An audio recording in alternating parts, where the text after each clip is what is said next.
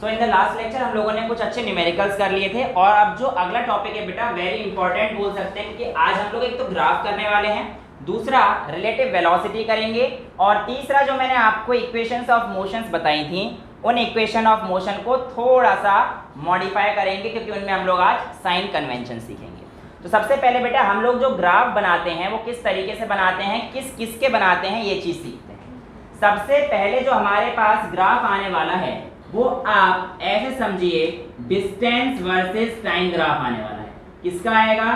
Distance versus time graph. अब बेटा अगर हमारे पास डिस्टेंस और टाइम ग्राफ को प्लॉट करना है तो हम लोग किस तरीके से करेंगे और क्या क्या करेंगे ये आपको पता होना चाहिए, और डिफरेंट ग्राफ क्या क्या आपको बताने वाले हैं वो हम लोग यहाँ पर सीखेंगे।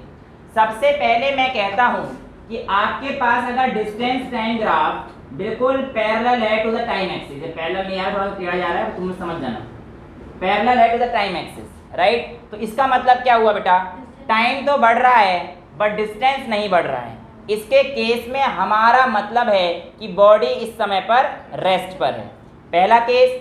दूसरा केस अगर मैं कहता हूं कि अगर आप लोगों के पास डिस्टेंस ये है और टाइम ये है, इसका इस तरीके से मैंने आपको दिखा दिया है, तो यहाँ पर ये आपको क्या बता रहा है कि ये एक यूनिफॉर्म मोशन है, यानी कि बॉडी बढ़ रही है और आप लोगों को दिख रहा है कि ये कहानी बिल्कुल सही है डिस्टेंस और टाइम के केस में। सारी चीज़ें बता रहा हूँ, सारी याद रखना डिस्टेंस टाइम ग्राफ के लिए, ठीक है।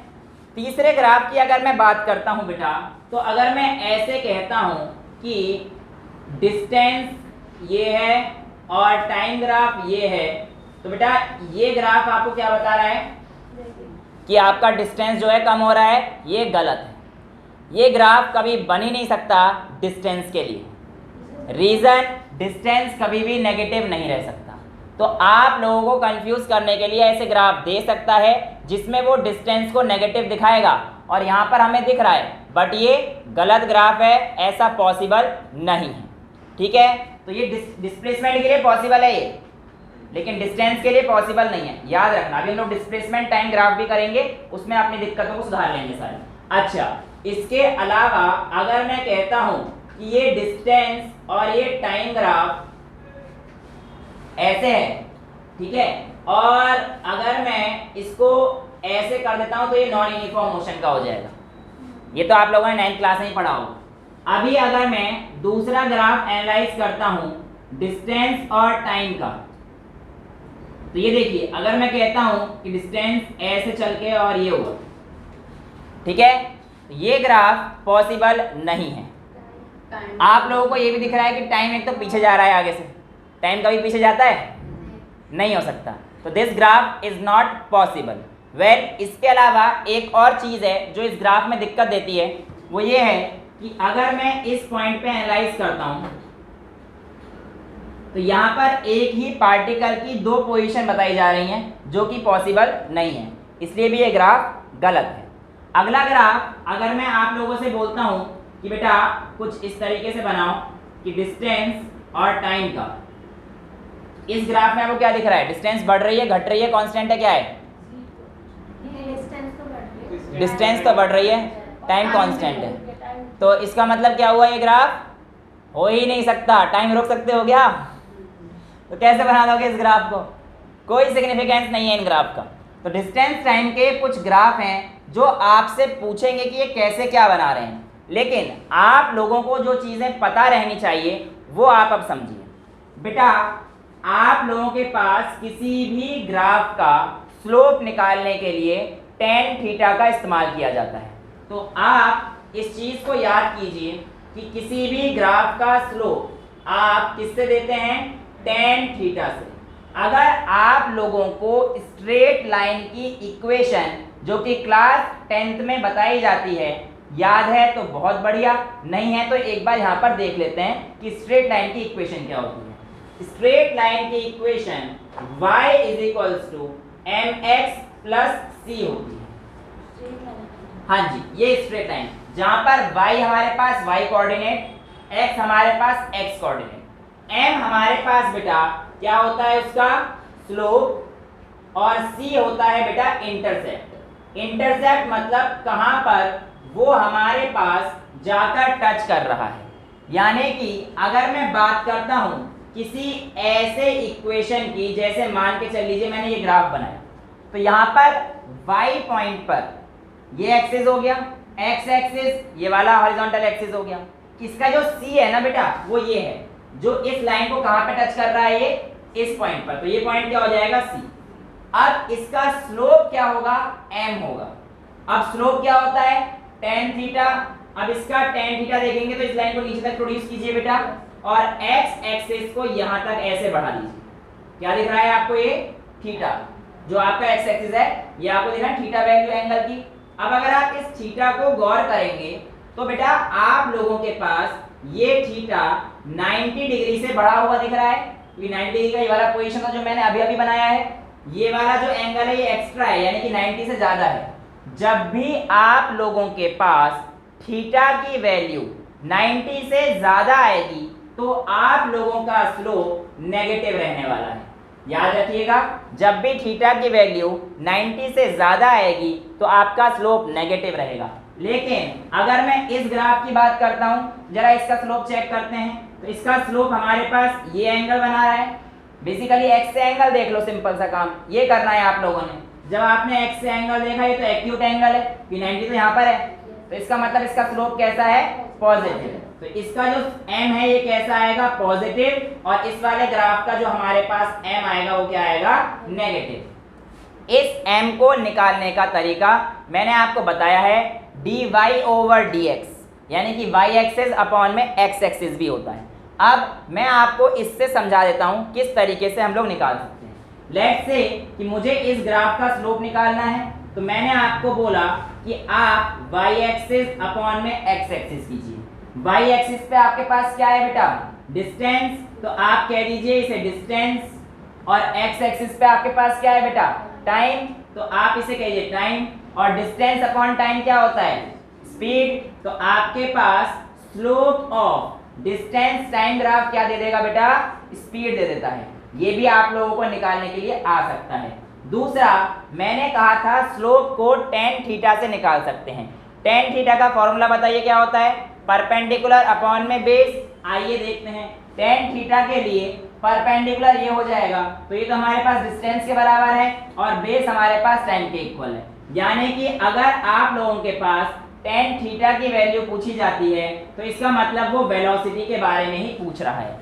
साल 2022 में नीट में क्वेश्चन आया था यही वाला, कि सिंपल सा उसने ऐसा क्वेश्चन दे दिया था, ये हमारे पास 30 डिग्री पर है, ये हमारे एंगल मुझे याद नहीं एग्जैक्टली कितने थे, ये हमारे पास 60 डिग्री पर है, ये हमारे पास B है, ये हमारे पास A है, ये हमारे पास पोजीशन टाइम ग्राफ है। आपसे पूछा गया था velocity of A upon velocity of B का रेशियो बताओ क्या होगा, यानी कि आपसे क्या पूछा गया, VA रेशियो VB। अब जिन बच्चों ने इस लेक्चर को ध्यान से सुना होगा वो तो क्वेश्चन करके आ गए होंगे। क्यों, करना क्या है, इसका स्लोप ही तो निकालना है बेसिकली हमें वेलोसिटी निकालने के लिए। तो A बॉडी की वेलोसिटी क्या होगी, VA बराबर हो जाएगा tan 30, और VB बराबर कितना हो जाएगा, tan 60, क्योंकि आपको पता है xt ग्राफ का स्लोप, चाहे m बोल लो चाहे वेलोसिटी बोल लो, सारी बातें आपको सारी मैंने रिलेट करके दिखा दी हैं। तो यहाँ पर आप देखिए VA अपॉन VB क्या हो जाएगा, tan 30 बाय tan 60। tan 30 कितना होता है, 1/√3, tan 60 कितना होता है, √3, तो कितना हो जाएगा 1/√3 इंटू √3, तो इसका रेशियो कितना आ गया, 1:3। आंसर ले जाओ, 4 नंबर ले जाओ। ठीक है, तो इस तरीके से आप लोगों का इस साल का ये क्वेश्चन आया हुआ है, तो ये आप लोग देख सकते हैं। अभी हम लोग थोड़ा सा और आगे बढ़ते हैं। यहाँ पर हमें स्लोप वगैरह के बारे में समझ में आ गया है, लेकिन डिस्टेंस टाइम के ग्राफ जो आपके 9th क्लास में यहाँ तक और यहाँ तक हुआ करते थे सिर्फ, अभी भी खत्म नहीं हुए हैं। डिस्टेंस टाइम के ग्राफ आपको 1-2 और मिलेंगे जो कि कुछ इस तरीके से हैं। ये एक और ग्राफ आएगा बेटा जिसमें मैं कहूँगा कि आपके पास ये ऐसे जा रहा है, और ये भी डिस्टेंस टाइम ग्राफ का है, x। मैंने डिस्प्लेसमेंट यूज नहीं किया है, जब तक मैं यूज नहीं करूंगा बेटा आप यूज मत करना। x डिस्टेंस को ही डिनोट कर रहा है यहाँ पर, और एक ग्राफ बेटा फिर आपके पास ऐसे आएगा, राइट। अब इस ग्राफ में और इस ग्राफ में क्या अंतर है, कौन सा इंक्रीजिंग वेलोसिटी का है, कौन सा डिक्रीजिंग वेलोसिटी का है, कैसे बताएंगे बेटा? इसके केस में आप स्लोप बना दीजिए और देखो कि स्लोप समय के साथ साथ इंक्रीज हो रहा है या डिक्रीज हो रहा है। इसका स्लोप देखो पहले इतना था, फिर इसका ऐसे हुआ, फिर इसका ये हुआ, फिर ये हुआ, फिर ये हुआ, तो समय के साथ साथ बढ़ रहा है ना इसका स्लोप। एंगल देख रहे हो आप, थीटा की वैल्यू बढ़ रही है, राइट? तो स्लोप हमारे पास क्या हो रहा है, यहाँ पे बढ़ रहा है। लेकिन इसका देखो पहले इतना था, फिर ये, फिर ये, फिर ये, तो ये हमारे पास स्लोप क्या हो रहा है, कंटिन्यूसली डिक्रीज होगा। ठीक है, तो इन दोनों का केस में आपके पास एक इंक्रीजिंग स्लोप और एक डिक्रीजिंग स्लोप, ये भी आप लोगों को निकालने आने चाहिए। कर लो फटाफट से नोट बेटा। अब ये सभी ग्राफ बिल्कुल सेम टू सेम, एक बार केस लेते हैं डिस्प्लेसमेंट में, यानी कि ज़्यादा अंतर कुछ नहीं है। ये सारी चीज़ क्या बन जाएंगी अब आपके पास, डिस्प्लेसमेंट टाइम ग्राफ। अब ये सारे जितने भी हमारे पास वाई एक्सिस पे थे क्या है, डिस्प्लेसमेंट। देखो इसमें लगभग सभी ग्राफ पॉसिबल हैं, एक तो ये पॉसिबल नहीं है, ये पॉसिबल नहीं है, ये तो कहीं बिल्कुल सेम है, टाइम बैकवर्ड नहीं जा सकता एक, और दो पोजीशन नहीं हो सकती, ये दोनों कहीं ठीक है। बट डिस्प्लेसमेंट के केस में ये वाला ग्राफ बनता है, ठीक है। और इसके केस में अगर तुम्हें डिस्प्लेसमेंट निकालनी होगी तो बेटा आपके पास फाइनल और इनिशियल के बीच ये शॉर्टेस्ट पोजीशन है, आप उसको निकालेंगे, आपको अलग अलग निकालने की जरूरत नहीं पड़ेगी। डिस्प्लेसमेंट हमेशा shortest path between initial and final position आप निकालेंगे, तो आप वहां से आराम से निकाल सकते हैं। अब यहाँ पर आप लोगों के पास अगर मैं बोलता हूं कि एक ग्राफ डिस्प्लेसमेंट का बेटा इस तरीके से जा रहा है, देखो नेगेटिव वाला तो हमने देख लिया है। अगर मैं इस ग्राफ को यहाँ से शुरू करता हूं और यहाँ पे पहुंचा देता हूं, ठीक है, तो इस बॉडी का डिस्प्लेसमेंट 0 है, सॉरी 0 नहीं है, यहाँ से शुरू करी थी, ये वापस अगर जाएगा तो 0 होगा, राइट। लेकिन अब यहाँ से अगर नीचे गया है तो नेगेटिव है, लेकिन तो पॉसिबल है डिस्प्लेसमेंट के केस में, ये तो हम लोगों ने पढ़ा है। लेकिन उससे आगे एक केस और भी बन सकता है, ये वाला।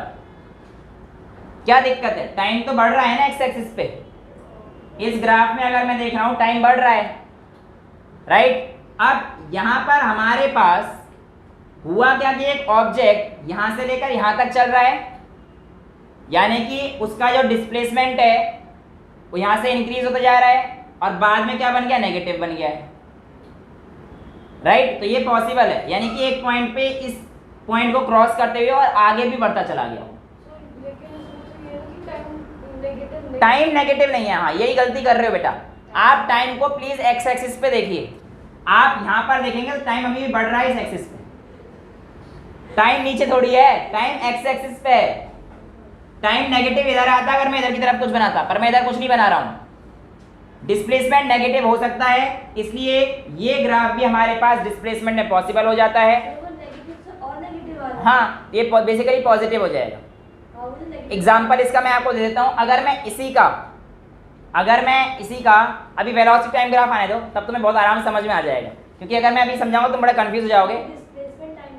हाँ ये डिस्प्लेसमेंट टाइम ग्राफ है सारे, ठीक है। एक केस वही जो यहाँ पे मैंने अभी दो समझाए थे डिस्टेंस के, इसमें भी हमारे पास ये वाली कहानी तो बिल्कुल सेम रहने वाली है, इंक्रीजिंग और उल्टा है, ये डिक्रीजिंग है, ये इंक्रीजिंग है। नलायक हो, बोलना है बस, जो हमने बोल दिया तुम भी बोल दो। तो ये हमारे पास जो केस हैं वो बिल्कुल सेम रहने वाले हैं, जहाँ पे आपको स्लोप चेक करना है बेटा। स्लोप चेक करते हुए देखना है, अगर स्लोप इंक्रीज हो रहा है तो हमारे पास क्या हो रहा है, वो इंक्रीजिंग अप हो रहा है, स्पीड उसकी स्पीड अप हो रही है, और अगर स्लोप घट रहा है तो स्पीड कम हो रही है। ये सारी कहानी आप लोगों ने देखनी होती है, ठीक है। बनाइए।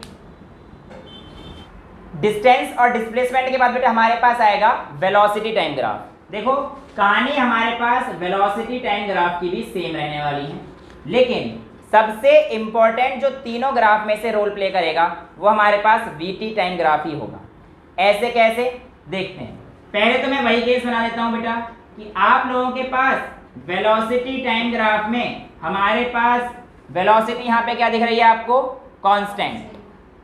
अब आप लोगों को यहाँ पर चीज देखनी है कि अगर हमारे पास वेलोसिटी कांस्टेंट है तो हमारा एक्सेलरेशन 0 हो जाता है, पर कैसे होता है ये अभी थोड़ी देर में समझ लेंगे। इसके अलावा हमारे पास एक ग्राफ जो हमने देखा वो हमारे पास वीटी का इस तरीके से हो सकता है, जिसमें आप लोगों के पास बॉडी यूनिफॉर्म मोशन में है और समय के साथ साथ यूनिफॉर्मली उस बॉडी की वेलोसिटी बढ़ रही है। तीसरा केस देख लेते हैं, क्या वेलोसिटी टाइम ग्राफ का ये वाला केस पॉसिबल है? ये तो किसी में भी नहीं है ना, टाइम तो कभी नहीं रुक सकता। वेलोसिटी को निकाल के तुमने कौन सा तीर उखाड़ दिया डिस्प्लेसमेंट की जगह? ये तो किसी के लिए पॉसिबल नहीं है यार, टाइम नहीं रुक सकता, ना तुम्हारे लिए ना मेरे लिए। ठीक है, तो ये पॉसिबल नहीं है ये वाला ग्राफ। अब हम लोग देखते हैं बेटा वेलोसिटी टाइम ग्राफ का एक बहुत ही बढ़िया केस, जिसमें मैं कहता हूं कि मेरे पास ग्राफ इस तरीके से जा रहा है, यानी कि वेलोसिटी यहां पर क्या हो रही है? डिक्रीज हो रही है विद टाइम, राइट? यही तो हमें को ये बताना चाह रहा है। लेकिन वेलोसिटी टाइम के साथ डिक्रीज हो सकती है। इसके केस में हमारे पास वेलोसिटी आते आते यहाँ पे 0 हो गई है, राइट? लेकिन ऐसा भी हो सकता है कि ये फिर ऐसे। कहने का मतलब क्या है इसका? आप ऐसे समझिए कि ये वाला ग्राफ पॉसिबल है और क्यों है, अब समझ लेते हैं। एक्चुअल में क्या हुआ, ये वेलोसिटी बताना चाह रहा है कि किसी एक पॉइंट पर आया है और यहाँ पर पहुंचकर 0 हो गया है, और उसके बाद आपके पास नीचे क्या हो रहा है? फर्दर इंक्रीज, ये तो इंक्रीज होती हुई दिख रही है ना इस हिसाब से तो हमारे पास। आइए इस पेन के हिसाब से मैं आपको समझा देता हूँ। पेन या बॉल मेरे को मिली जानी चाहिए, बट अभी नहीं मिल रही है, कोई दिक्कत नहीं। पेन से समझ लो, बॉल उछालते अच्छी लगती है। कहाँ है? ये तो उछलेंगी भी नहीं बेटा, कोई नहीं, ये समझ लो उछलना तो इसमें भी है, पहुंचना वही है, कहानी इसकी भी वही है। जब ये पेन उछलेगा, उछलते समय ये ऐसे उछला और एक पॉइंट पर आकर यहां पर रुक गया है। लेकिन जब मैं इसे ऊपर उछालता हूं तो बेटा इसकी वेलोसिटी थोड़ी सी कम होती है और नीचे आते समय इसकी वेलोसिटी बढ़ती है। हाँ, वो सारी चीजें हम लोग अभी रोल प्ले करेगी ग्रेविटी, वो देखेंगे कैसे करेंगे, हम लोग पे न्यूमेरिकल्स वगैरह पे फोकस करेंगे। लेकिन अभी तो मुझे ये केस समझ आ रहा है ना कि ऊपर जाते वक्त एक पॉइंट पे धीरे धीरे वेलोसिटी क्या हो रही है? ऊपर जाते समय कम हो रही है, और कम होते होते समय जहां पर वो मैक्सिमम हाइट पे पहुंच जाती है उस समय पर उसकी वेलोसिटी क्या हो गई है? 0। और उसके बाद फिर जब नीचे आती है तो इंक्रीजिंग वेलोसिटी से होती है और बढ़ती हुई आती है, फिर फाइनली हमारे हाथ में आ जाती है। इस केस को जरा यहाँ पे एनालाइज करना। ये आपने नीचे से फेंका, ऊपर पहुंचते पहुंचते यहाँ तक मैक्सिमम पॉइंट पे आ गया, और ये फिर आपके पास ऊपर से नीचे आ रहा है। लेकिन अगर मैं इसका स्पीड टाइम ग्राफ बनाऊंगा तो ये ग्राफ ऐसे नहीं बनेगा, फिर तो आपका जो ग्राफ है वो कुछ अलग ही बनेगा। वो क्या बनेगा अभी थोड़ी देर में जब स्पीड टाइम ग्राफ को बनाएंगे तब देख लेंगे। यहाँ पर एक इंपॉर्टेंट चीज जो आपको बतानी है, बाकी दो चीज सेम रहेंगी बेटा। एक ये वाला जिसमें आपके पास क्या है? Decreasing slope. जब डिक्रीजिंग स्लोप रहेगा तो एक्सेलरेशन क्या हो रहा है? कम होता चला जाएगा, क्योंकि स्लोप अब हमारे पास v वर्सेस t ग्राफ का आएगा, और आपको पता है rate of change of velocity आपको एक्सेलरेशन देता है। तो अगर आप v अपॉन में t करेंगे तो इसका जो स्लोप है ये क्या बताने वाला है? आपको एक्सेलरेशन बताने वाला है। और इसका स्लोप क्योंकि कम हो रहा है तो इसका मतलब एक्सेलरेशन भी क्या हो रहा है? कम हो रहा है।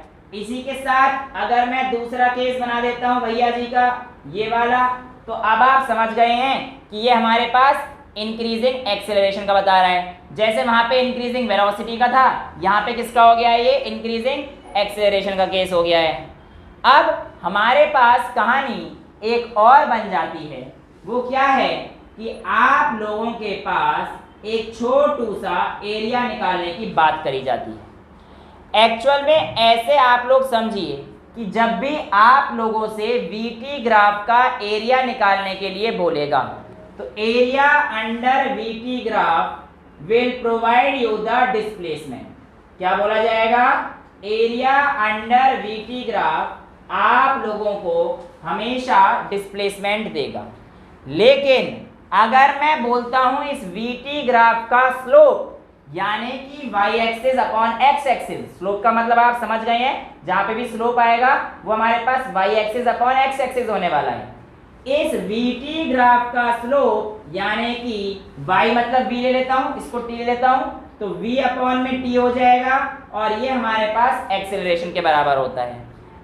इस ग्राफ की इंपॉर्टेंस देखो, अगर आपके पास वेलोसिटी टाइम ग्राफ है तो आपको अगर डिस्प्लेसमेंट पूछा है एरिया निकाल दीजिए, और अगर आपको एक्सेलरेशन पूछा है तो आप स्लोप निकाल दीजिए। यानी कि वीटी ग्राफ की मदद से आप दोनों ही चीज़ें निकाल सकते हैं, डिस्टेंस भी और एक्सेलरेशन भी। एक्सेलरेशन निकालने के लिए आपके पास स्लोप, और स्लोप निकालने का तरीका मैं आपको सिखा चुका हूँ। अब टेन थीटा निकाल दीजिए, ठीक है। ये कहानी हमारे पास इसकी आ जाती है, वेलोसिटी टाइम ग्राफ की। अच्छा, अब मैं एक क्वेश्चन छोटा सा अगर आपको दे देता हूँ कि मान के चलिए आप लोगों के पास ये कहानी कुछ इस तरीके से है कि आपके पास वेलोसिटी और टाइम ग्राफ चल रहा है। अब वेलोसिटी टाइम ग्राफ अगर हमारे पास चला है तो मैं कहता हूँ कि लेट्स से ये 0 2 4 6 इस तरीके से है, और टाइम 1 2 3 4, ठीक है। 1 सेकेंड 2 सेकेंड 3 सेकेंड 4 सेकेंड। मैं कहता हूँ बॉडी पहले यूनिफॉर्मली वेलोसिटी चली 2 मीटर पर सेकेंड तक, फिर उसके बाद उसने अपने आप को कांस्टेंट कर लिया, और रेस्ट नहीं बोलेंगे, कांस्टेंट वेलोसिटी बोला है। रेस्ट की पोजीशन डिस्टेंस के केस में होती थी जब डिस्टेंस चेंज नहीं हो रहा। कांस्टेंट वेलोसिटी का मतलब अगर मैं पहले 2 से 4, 4 से 6, 6 से 8 सेकंड 8 मीटर पर सेकंड से भाग रहा हूँ सपोज करो, और उसके बाद में 2-3 सेकंड तक 8 मीटर पर सेकंड से भाग रहा हूँ, तो क्या मैं रेस्ट पर हूँ? नहीं, मेरी वेलोसिटी कांस्टेंट हो गई है आगे आने वाले 2-3 सेकंड के लिए। आप ये नहीं कह सकते इस समय रेस्ट पर हो।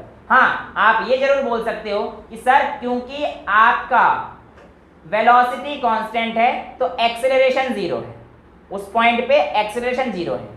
तो यहाँ पर इसने बोला 2 से 3 सेकंड पहले कहाँ तक बढ़ाइए, 1 सेकंड तक 0 से 2 पर पहुँचा, फिर यहाँ पे हमारे पास 1 से लेकर 3 सेकंड तक कांस्टेंट स्पीड से चलता रहा, और फिर अगले 1 सेकंड में वो यहाँ पर पहुँच गया।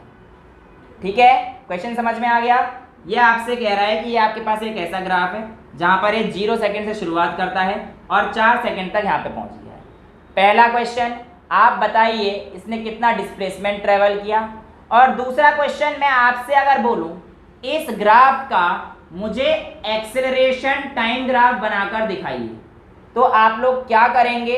तो बेटा ये आपको एक ट्रेपेजियम सा दिख रहा होगा, अगर नहीं दिख रहा है जिन बच्चों को तो ऐसा भी कर सकते हैं, एक ट्रायंगल तोड़ लेना, दूसरा ट्रायंगल तोड़ लेना, ये कितना हो जाएगा 2 और 2, ये स्क्वायर हो जाएगा, तो area of square plus 2 times rectangle 2 times triangle, मर्जी है, पर ट्रेपेजियम लगा के 1/2 sum of parallel side into distance between them, sum of parallel side into distance between them. ठीक है, मैं सॉल्व भी कर दूं, शाबाश बेटा। ये देखो सम ऑफ पैरेलल साइड कितना आ गया, 4 और 2 6, 1 इंटू 6, और इनके बीच में हाइट कितना है 2, तो इंटू 2, शाबाश बेटा, बहुत तरक्की करोगे। 6 मीटर आपके पास आ गया है। ठीक है, अब इसका मैं अगर करस्पॉन्डिंग 80 ग्राफ बनाऊं तो इसका एक ट्रिक क्या तरीका भी है, और ट्रिक कह लो कुछ भी कह लो। अब देखो 80 ग्राफ के लिए आपको कहता हूं कि इसका 80 ग्राफ बनाना है, तो आप क्या करोगे, 0 से लेकर यहां तक का जो टाइम हमारे पास 2 सेकेंड बेसिकली। इसका अगर मैं स्लोप निकाल देता हूं, अगर मैं इसका स्लोप निकाल देता हूं तो मेरे को एक्सेलरेशन मिल जाएगा, क्योंकि वीटी ग्राफ का स्लोप क्या देता है, एक्सेलरेशन। तो निकालो भैया 2 - 0 अपॉन 1 - 0, यही तो है भाई। स्लोप का मतलब क्या है, मैं तुम्हें y/x कर रहा हूं, बट यहाँ पे तो पोजीशन देनी पड़ेगी ना, 2 - 0 अपॉन, इसका मतलब ये तो हो सकता है y2 - y1 upon t2 - t1, बात तो सेम ही है। तो यहाँ पे y2 कितना है 2 - 0, 2 - 0 कितना हो गया, हमेशा फाइनल माइनस इनिशियल करेंगे, याद रखना। तो फाइनल माइनस इनिशियल अपॉन में 1 - 0 1, तो इसका स्लोप कितना आ गया 2 मीटर पर सेकंड स्क्वायर, यानी कि 0 पर टाइम t = 0 पर ये बॉडी 2 मीटर पर सेकंड स्क्वायर के एक्सेलरेशन पर है। 0 ये 1 है, 1, अरे ठीक है जो भी समझ रहे हो, 2 4 6 8 से चल रहा है ना, 2 4, तो यानी कि यहाँ से बॉडी शुरुआत करेगी हमारी। ये क्लियर हो गया है। अब जब यहाँ से शुरुआत करी है तो हमारे पास देखेंगे क्या कर 1 सेकंड तक के लिए कहानी रही, यानी कि अगर मैं यहाँ पे 1 सेकंड का मार्क लगाया था तो ये कहानी यहाँ तक है। इसके आगे मैंने देखा 1 से 3 तक इसका वेलोसिटी कांस्टेंट है। अगर आप लोगों को यकीन ना हो तो करके देख लो, इस लाइन का स्लोप निकाल लेते हैं। ये भी 2 पर है, ये भी 2 पर है, 2 - 2 अपॉन 3 - 1, स्लोप आ गया तो 0 अपॉन में कुछ भी हो, आंसर तो 0 ही आना है। तो यानी कि इस पॉइंट मुझे 0 पे ड्रॉप करना पड़ेगा, तो मैं इसे 0 पर ड्रॉप कर रहा हूँ। यानी कि 1 सेकेंड में पहुंचते ही वो हमारे पास जब कांस्टेंट वेलोसिटी हो गई है तो एक्सेलरेशन क्या हो गया, 0। उसके आगे देखते हैं ऐसी चीज कहां तक चली, 3 सेकेंड तक। तो 0 1 2 और 3, यानी कि यहां तक यही लाइन कंटिन्यू रहेगी। ये एक्सेलरेशन 0 ही होने वाला है। लेकिन जैसे ही 3 सेकेंड पे आता है इसमें कुछ चेंज आपको देखने को मिला, वेलोसिटी में चेंज देखने को मिला। अब वेलोसिटी में हमारे पास यहाँ से यहाँ पर आया है, तो ये क्या है हमारे पास 2 से 0 पर आया है, राइट। 2 से 0 पर आया है, इसका स्लोप क्या हो जाएगा 0 - 2 अपॉन 4 - 3। ये टाइम इंटरवल हमारे पास 1 सेकेंड का रहेगा, लेकिन ये कितना आ जाएगा -2 अपॉन 1, तो ये -2 जा रहा है। तो -2 का मतलब ये -2 कुछ इस तरीके से जाएगा, समझ गए आप, नीचे की तरफ। यानी कि इस पॉइंट से 3 पे आते हुए क्या हो गया -2 मीटर पर सेकेंड, ठीक है। और उसके बाद हमारे पास ये 3 से 4 तक इसी कंडीशन में था, यानी कि जब ये 4 सेकेंड तक गया तो ये इस तरीके से गया। तो इसका करस्पॉन्डिंग AT ग्राफ बनाने को अगर आपसे पूछेगा तो आप इस तरीके से इसको अप्लाई करेंगे और ये आपके पास एक छोटू सा ग्राफ बन जाता है। किसके केस में, जब आपके पास हाँ ये आता है, ठीक है। अच्छा, अब मैं अगर कहता हूं कि इसका स्पीड टाइम ग्राफ बनाना है बेटा, आपको इस वेलोसिटी की जगह स्पीड टाइम ग्राफ बोलता हूं, तो ये कैसा होगा। यानी कि जब मैंने बॉडी को प्रोजेक्ट किया अपवर्ड, तो इसका मतलब वेलोसिटी टाइम ग्राफ तो ये आ गया, बट स्पीड टाइम ग्राफ बनाऊंगा तो आप बताइए speed can never be negative. Speed negative तो नहीं हो सकती, कम करा लो बट नेगेटिव मत कराना प्लीज, है ना। जो बोल रहे थे ये बच्चे, ये देखिए, तो इसको ऐसे कर सकते हैं कि अगर मैं स्पीड टाइम, एस यहाँ पे स्पीड है, प्लीज एस डिस्टेंस से डिनोट करते हैं बट यहाँ पे स्पीड है, कंफ्यूज मत होना। स्पीड टाइम ग्राफ, तो बेटा यहाँ पर आप लोगों को एक कॉन्सेप्ट जो याद रखना है वो ये है कि स्पीड नेगेटिव नहीं हो सकती बट कम हो सकती है। क्लियर, चेक करते हैं। मैंने एक बॉडी को ऊपर फेंका, इस पेन को अगर मैं ऊपर फेंकता हूँ तो आपको पता है कि उसकी स्पीड धीरे धीरे कम हो रही है और हाईएस्ट पॉइंट पर जाकर 0 हो गई है। वेलोसिटी भी 0 है और स्पीड भी 0 है। स्पीड और वेलोसिटी में अंतर किस चीज़ का है, सिर्फ और सिर्फ डायरेक्शन का खेल है। अब अगर मैं आपसे कहता हूँ कि हाईएस्ट पॉइंट पर अगर आप इस मतलब एक बॉडी को यहाँ से फेंका है मैंने और किसी हाईएस्ट पॉइंट पर पहुंची, तो उसका ग्राफ कैसे बनाओगे बेटा, आप ऐसे समझेंगे कि ऐसे समझिए कि इस पॉइंट से आपने फेंका, राइट, और जैसे धीरे धीरे ऊपर जा रहे हो स्पीड क्या हो रही है, कम हो रही है, और कम होते होते हाईएस्ट पॉइंट पर जाकर क्या हो गई, 0 हो गई, और उसके बाद नीचे आएगी तो स्पीड क्या हो जाएगी, बढ़ जाएगी। तो उसका करस्पॉन्डिंग टाइम ग्राफ कुछ इस तरीके से हो जाएगा, ठीक है। तो ये इस बॉडी का जो VT ग्राफ था वो ऐसे बनेगा, बट क्योंकि ये चीज़ स्पीड में नेगेटिव नहीं जा सकती कभी भी, speed can never be negative. Speed कम तो हो सकती है बट स्पीड नेगेटिव नहीं हो सकती। वेलोसिटी नेगेटिव में भी हो सकती है, इसलिए वेलोसिटी का ग्राफ ये बनेगा, लेकिन स्पीड और टाइम का ग्राफ आपके पास ये बनेगा। अगर मैं उल्टा कर दूं, नीचे से ऊपर फेंकने की जगह आपसे बोलता हूं ऊपर से नीचे फेंका है, तो आपके पास इंक्रीज होगी। अगर मैं, चलो ये पेन का तुम्हारी बात मान लूंगा, अगर अभी मेरे को बॉल नहीं मिल रही, बट अगर मैं बॉल को फेंकूंगा तो क्या होगा, रखी हरी सी बॉल रखी है उधर, दिख रही है क्या, पता नहीं कहाँ है, चलो एक्सरसाइज जहाँ पर भी है, तो अगर मैं उसको फेंकूंगा तो बेटा बॉल रिबाउंड भी करेगी। मिल गई, एक बॉल मिल गई, याद है।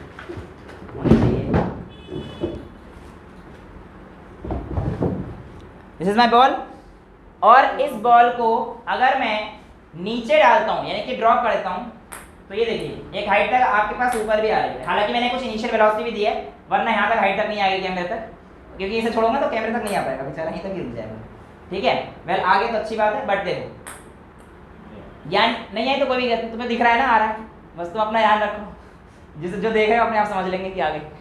वेल कहने का बात यह है कि जब मैं इस बॉडी को नीचे ड्रॉप करता हूं तो नीचे जाते समय तो उसकी स्पीड क्या हो रही है, बढ़ रही है, लेकिन उस पॉइंट पे एक पे 0 हो गई है और फिर वापस से घट रही है। समझो अब कहानी को, कहानी उल्टी है। यानी कि इस बार कहानी अगर मैं बनाऊंगा ड्रॉपिंग अ बॉल की, तो मेरे पास स्पीड टाइम ग्राफ कुछ इस तरीके से आएगा। क्यों? ये जाते जाते बढ़ी, ये देखो बढ़ रही है, जैसे जमीन पे छुई वो यहाँ पे आ गया, और जब रिबाउंड हुई तो ऊपर आ रही है तो डिक्रीज हो जाएगी, और जब हाईएस्ट पॉइंट पे मैंने पकड़ लिया तो फिर जीरो हो गई, फिर रिबाउंड होगी तो ये कहानी चलती रहेगी। अगर नहीं पकड़ा बाउंस करेगी तो फिर और आ जाएगी, ये ले, फिर और बेटा ये होगी, अब की बार ऐसे बनेगी, फिर ये हो जाएगी, फिर धीरे धीरे ऐसे चलती जाएगी, फिर ऐसे बनेगी। सर पर वहाँ तो स्पीड जीरो नहीं होगी। कहाँ पर बेटा? हाँ वहाँ पे हो गई, बिल्कुल हो गई, फिर रिबाउंस किया, फिर हाईएस्ट पॉइंट पे पहुँची, फिर नीचे गई, फिर चलेगी, तो ये कहानी चलती जाएगी। और कब तक चलेगी तुम्हारी मर्जी है, देख लेना, जब तक देख लेना भैया, यही ग्राफ बनाया मैंने तो, ठीक है। अब इसके ग्राफ जब तक बना सकते हो बनाते रहना, ठीक है। तो हमारी स्पीड अब जीरो हो गई है, तो यानी कि जाते जाते वो एंड पॉइंट पे आके बिल्कुल हमारे पास आ जाएगी जीरो। अच्छा यहाँ पे जीरो नहीं दिख रहा तेरे को? ओ ये यहाँ पे क्या है बेटा, ये स्पीड, ये इस पॉइंट पे स्पीड क्या है? जीरो। इस पॉइंट पे, ये पॉइंट है हमारे पास चेंज इन डायरेक्शन का, ये वाला जो पॉइंट है। हाँ ये बात आपने बिल्कुल अच्छी बोली कि सर क्या नीचे भी जीरो होती है? क्या नीचे भी बॉडी की स्पीड जीरो होती है? Well to be very honest, अगर मैं बात बोलूंगा होती तो है, लेकिन आप लोगों को नजर क्यों नहीं आई फिर? एक्चुअल में आप खुद सोचो ना, इमेजिन करना है कि अगर आप ऊपर जा रहे हो और उस पॉइंट से आपको अपनी डायरेक्शन रिवर्स करनी है, तो एक पॉइंट पे रुक गई, अपनी डायरेक्शन रिवर्स करोगे आप। जिस पॉइंट पे रुकी उस पॉइंट पे आपके पास वहां पर क्या हुई है? स्पीड जीरो हुई है। ये कहानी किसकी है? देखो नीचे जाते वक्त की, ये कहानी पहली बार ऊपर आते वक्त की। ऊपर आते है हाईएस्ट पॉइंट पे तो भी जीरो हो गया बिल्कुल, फिर नीचे जाएगा, फिर बढ़ेगा, फिर कम हो जाएगा ऊपर आते वक्त। तो इस तरीके से ग्राफ चलता जाएगा। एक्शन रिएक्शन फोर्स वहाँ पे न्यूटन का लॉ है, जितना आपका एक्शन गया, ये तो मैंने आपको बेटा उसने समझाया था, अंडर टूटता क्यों है? क्योंकि उसका एक्सेलरेशन बहुत ज़्यादा बढ़ जाता है, बॉडी में एक्सेलरेशन तो है ही। टमाटर क्यों नहीं टूटता, या टमाटर क्यों टूट जाता है? उसका एक्सेलरेशन उसके हिसाब से है। टमाटर फट जाता है लेकिन बॉल नहीं टूटती, तुम गिरोगे तुम भी टूट जाओगे। आगे बेटा मैं आपसे कहता हूँ, अगर मेरे पास वेरिएबल वेलोसिटी है, मान के चल लीजिए ऐसे, ठीक है, ये वेलोसिटी टाइम ग्राफ है, तो इसका डिस्टेंस कितना होगा? हाँ हो सकती है, बिल्कुल हो सकती है, अभी तो हमें नहीं पता सर कितना होगा। वेल ऐसे केस में आप ये समझिए कि आपके पास 0 A B C कोई पॉइंट दे दिया, राइट। इसका एरिया A1 मान लिया, इसका एरिया A2 मान लिया, इसका एरिया A3 मान लिया। मैंने आपसे क्या पूछा है? इसका डिस्टेंस पूछा है, तो बेटा इसका जो डिस्टेंस आएगा वो मैं क्या करूंगा? This plus this plus this, क्योंकि आप लोगों को पता होना चाहिए वेलोसिटी टाइम ग्राफ का एरिया डिस्टेंस देता है, यानी कि इसका एरिया निकाल दूंगा, इसका एरिया निकाल दूंगा, इसका एरिया निकाल दूंगा और तीनों को प्लस कर दूंगा, तो मेरे पास क्या आ जाएगा? डिस्टेंस आ जाएगा। नहीं सेमी सर्कल नहीं हो, देगा कुछ ना कुछ तो देगा बेटा, आपको टेंशन ना ले, बोलेगा, ऐसा नहीं है, वरना फिर इंटीग्रेट करना पड़ेगा तुम्हें एरिया निकालने के लिए, वो हम लोग सीखेंगे थोड़ी देर में, थोड़े दिनों में, देर में तो नहीं सीख पाएंगे। वेल यहाँ पर अभी हमारे पास सीधा सा नजर आ रहा है कि अगर मुझसे कोई वीटी ग्राफ देता है और डिस्टेंस पूछता है, तो मैं लिख दूंगा A1 plus A2 plus A3। But अगर इसी क्वेश्चन में मुझसे पूछता है कि डिस्प्लेसमेंट कितनी है, फाइनल माइनस इनिशियल, ऐसे करोगे तो दिक्कत में आओगे, इसलिए बेटा ऐसे मत करना, ये A1 minus A2 plus A3, क्योंकि ये डाउनवर्ड वाला है, इसे केस में इसे माइनस कर देते हैं। तो डिस्प्लेसमेंट के केस में आप याद रखना, जब भी ग्राफ बनाओगे, अगर ऐसे ग्राफ बन रहे हैं तो इसका मतलब this area minus this area करना पड़ेगा आपको। वही केस यहाँ पर भी है डिस्प्लेसमेंट के लिए, बट डिस्टेंस पूछा है, दिस प्लस दिस ही होगा। तो ये आपके पास दो डिफरेंस है डिस्टेंस और डिस्प्लेसमेंट का, ये आप लोग इस तरीके से निकालेंगे। सीधा 0 to C नहीं हो सकता, अब कर देना, करने को कुछ भी कर ले, बट ये बताया है ना कि एक वेव ऐसा चल रही है मान ले, तो कैसे निकालेगी? ऐसे निकालेगी बेटा, ठीक है।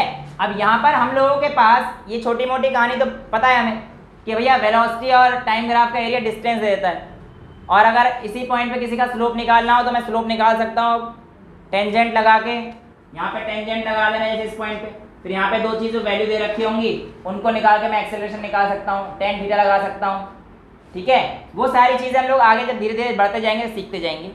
अभी मैं आप लोगों से कहता हूँ एटी ग्राफ के बारे में, किसके, एक्सेलरेशन टाइम ग्राफ के बारे में। तो बेटा ये जो है हमारे पास क्या है, कांस्टेंट एक्सेलरेशन, ठीक है, और दूसरा हमारे पास ये क्या है, यूनिफॉर्म एक्सेलरेशन, तीसरा हमारे पास वही कहानी है, ठीक है, ये क्या है, डिक्रीजिंग, और ये क्या है हमारे पास, इंक्रीजिंग। बट यहां पर आपको याद रहे एटी ग्राफ का एरिया, आपके पास एटी ग्राफ का एरिया आप लोगों को बेटा वेलोसिटी प्रोवाइड करता है।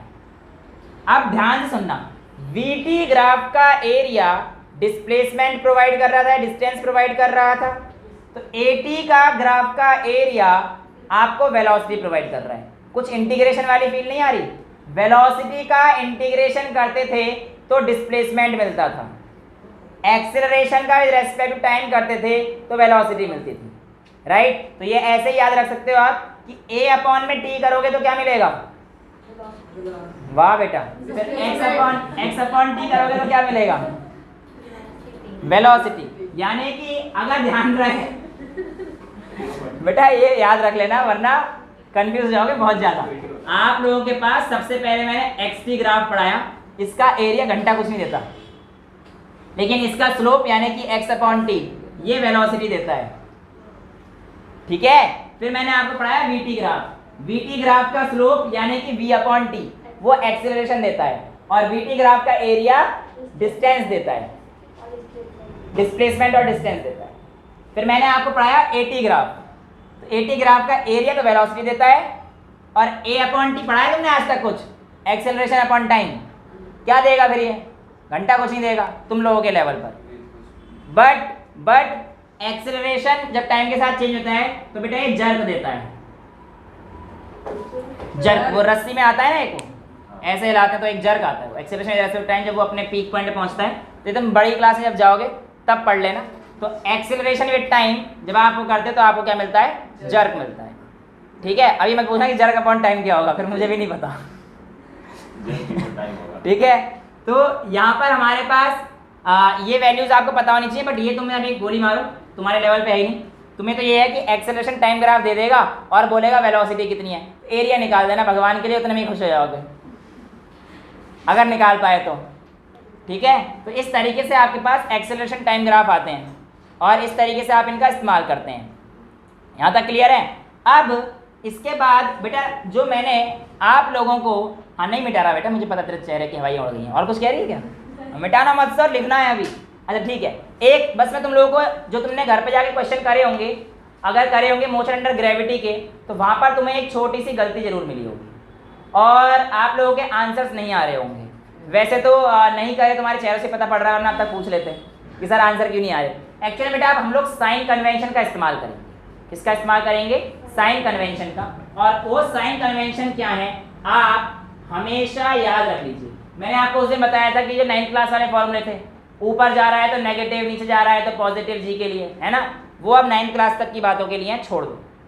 अब ध्यान सुनना, करना क्या होता है, जब भी आपके पास कोई भी चीज प्रोजेक्टेड अपवर्ड करी गई है, यानी कि किसी भी बॉडी को ऊपर की तरफ फेंका गया है, तो आप उसकी वेलोसिटी को पॉजिटिव लेंगे। यानी कि अगर बॉडी ऊपर की तरफ है तो उसकी वेलोसिटी हमेशा पॉजिटिव। अगर कोई चीज ऊपर जा रही है तो उसका डिस्प्लेसमेंट या डिस्टेंस वो भी पॉजिटिव। तो यानी कि ऊपर जाते समय x भी पॉजिटिव। अगर ऊपर जा रही है तो g क्या लोगे, नेगेटिव। g क्या लोगे, नेगेटिव। नीचे आते समय आप लोगों के पास x नेगेटिव होगा, यानी कि यहां पर अब आप डायरेक्शन यूज कर रहे हैं और डिस्टेंस नहीं, डिस्प्लेसमेंट यूज कर रहे हैं। इसलिए जब भी कोई बॉडी आप नीचे आ रही है उसके लिए आप h क्या लेंगे, नेगेटिव। जब कोई बॉडी नीचे आ रही है तो उसकी वेलोसिटी आपको क्या लेनी पड़ेगी, नेगेटिव ही लेनी पड़ेगी। और उसका जी क्या लेना पड़ेगा आपको, यहाँ नेगेटिव लिया है तो यहाँ पे भी नेगेटिव ही लेना है।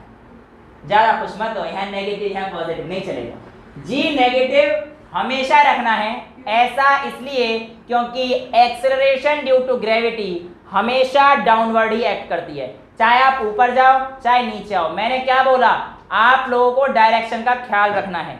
ये गलती मत कर देना, अगर आप लोग साइन कन्वेंशन का इस्तेमाल नहीं करेंगे तो जब भी आप मेडिकल और आईआईटी के क्वेश्चंस लगा रहे होंगे आप 100% फंसेंगे और आपके आंसर इधर उधर प्लस माइनस में गलतियां देंगे। और हमारे एग्जामिनर बहुत चालाक हैं, वो ऐसे आंसर जरूर दे देते हैं। और अगर आपका 25 आ रहा होगा तो अगर आपने साइन कन्वेंशन सही यूज नहीं करे होंगे तो आपको नहीं पता कि आपका आंसर सही कौन सा है।